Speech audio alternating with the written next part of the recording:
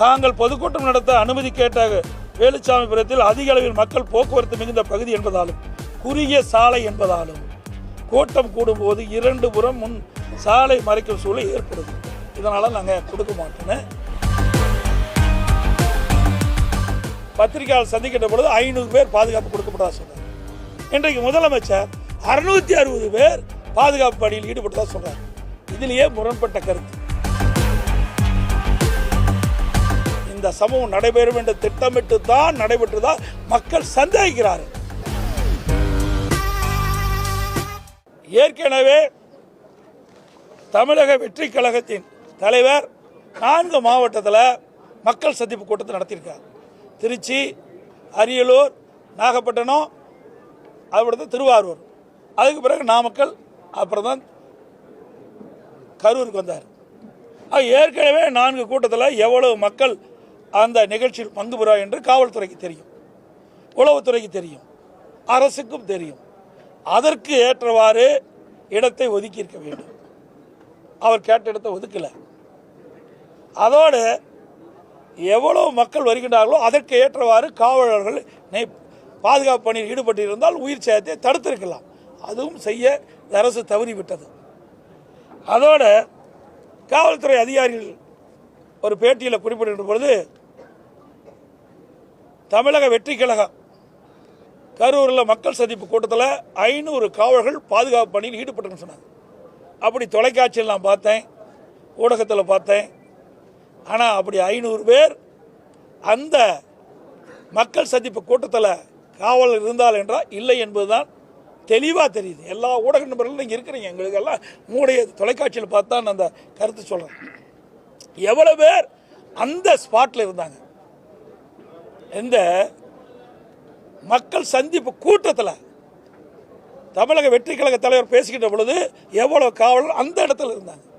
வெளியிலெல்லாம் நிறுத்தினெல்லாம் கணக்கு போட்டு ஒரு அறிவிப்பை கொடுக்குறாங்க. ஆனால் பாதுகாப்புக்கு இவ்வளோ பேர் நிற்கவில்லை என்பது தெளிவாக தெரியுது. அதோட இந்த ஏடிஜிபி பத்திரிகையாளர் சந்திக்கின்ற பொழுது 500 பேர் பாதுகாப்பு கொடுக்கப்பட்டதா சொல்றார். இன்றைக்கு முதலமைச்சர் 660 பேர் பாதுகாப்பு பணியில் ஈடுபட்டதா சொல்றார். இதிலேயே முரண்பட்ட கருத்து. இப்படிப்பட்ட சந்தேகம் வர காரணத்தினால தான் மக்களுக்கு இதில் இந்த சம்பவத்தில் மிகப்பெரிய சந்தேகம் இந்த அரசின் மீது ஏற்பட்டது. இந்த இடத்தை ஒதுக்கி கொடுத்துருக்குறாங்க. எது?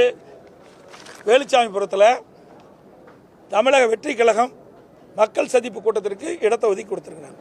இந்த இடம் அதிமுக தலைவருடைய பிறந்தநாள் வருகின்ற பொழுது இந்த இடத்தை நாங்கள் கேட்டோம். 24/1/2025 இதை கேட்டோம். அப்பொழுது எங்களுடைய பொன்மனச்சம்பல் புரட்சித் தலைவர் எம்ஜிஆருடைய 108வது பிறந்தநாள் பொதுக்கூட்டம் நடத்த வேண்டும் என்று நாங்கள் கேட்ட பொழுது அந்த கூட்டம் அந்த இடத்தில் நடைபெற இந்த காவல்துறை அனுமதி கொடுக்கல. அதுக்கு அவர்கள் சொன்ன கருத்து நிறைய 4 பாயிண்ட் இருக்குது. அதில் ஒன்றை மட்டும் நான் சொல்கிறேன்.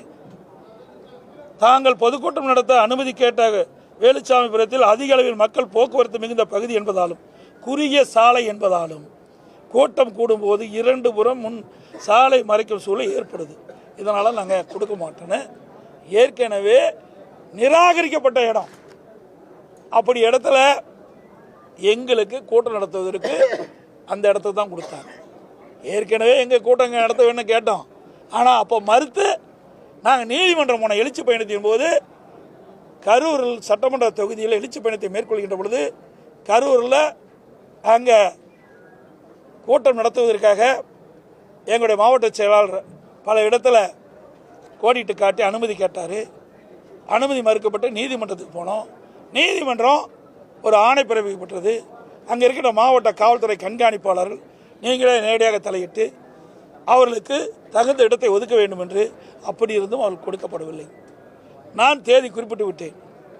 எங்களுடைய எழுச்சி பயணம் தொடர்ந்து இருக்குது.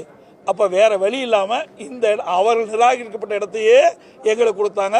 சரி இருந்தாலும் பரவாயில்லை என்று நாங்கள் அதை எடுத்து நடத்தினோம்.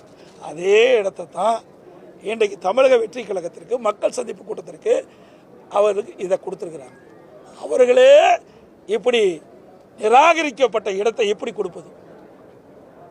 ஏற்கனவே 4 மாவட்டத்தில் அவர் மக்கள் சந்திப்பு கூட்டம் நடத்திருக்கிறாங்க. எவ்வளவு மக்கள் கூடுவார் என்பது இந்த அரசுக்கும் தெரியும், காவல்துறை தெரியும். அப்படி இருந்தும் இதில் ஏதாவது ஒரு அசம்பாவம் ஏற்பட வேண்டும் என்ற திட்டமிட்டு உள்நோக்கத்தோடு தான் இந்த இடத்த வேலுச்சாமிபுரத்தை கொடுத்துருக்காங்க என்று தான் மக்கள் பேசுகிறாங்க. முழுமையாக இதுதான் உண்மை என்று நாங்களும் கருதுகிறோம். அது மட்டும் இல்லை, ஏன்னா ஏற்கனவே முதலமைச்சர் அவர்கள் 30 விழா நடத்தினார், 1 லட்சம் பேர் கலந்துனார். ஏன் அந்த இடத்த கொடுத்துருக்கலாம்ல? அப்படி கொடுத்துட்டு இந்த அசம்பாவத்தை தடுத்துருக்கலாம்ல? ஆனால் அதெல்லாம் கொடுக்கல. இப்படி ஏதாவது ஒரு சம்பவம் நடக்க வேண்டும் என்று இந்த அரசு திட்டமிட்டு தான் இந்த ஏற்கனவே அனைத்து இந்திய அண்ணா திராவிட முன்னேற்ற கழகம் கேட்ட இடத்தை கொடுக்காமல் அவர்கள் நிராகரிக்கப்பட்ட அந்த இடத்தை எங்களுக்கு ஒதுக்குனாங்க. அதே இடத்தை நிராகரிக்கப்பட்ட காவல்துறை நிராகரிக்கப்பட்ட அந்த இடத்தை தான் தமிழக வெற்றி கழகத்தை கொடுத்துருக்குறாங்க. அப்படி கொடுத்து இப்படிப்பட்ட சம்பவம் இந்த அரசினால் தான் ஏற்பட்டது. காவல்துறை அலட்சியத்தால் காவல்துறை முழுமையாக பாதுகாப்பு கொடுக்காம இந்த சம்பவம் நடைபெறும் என்ற திட்டமிட்டு தான் நடைபெற்றுதான் மக்கள் சந்தேகிக்கிறார்கள்.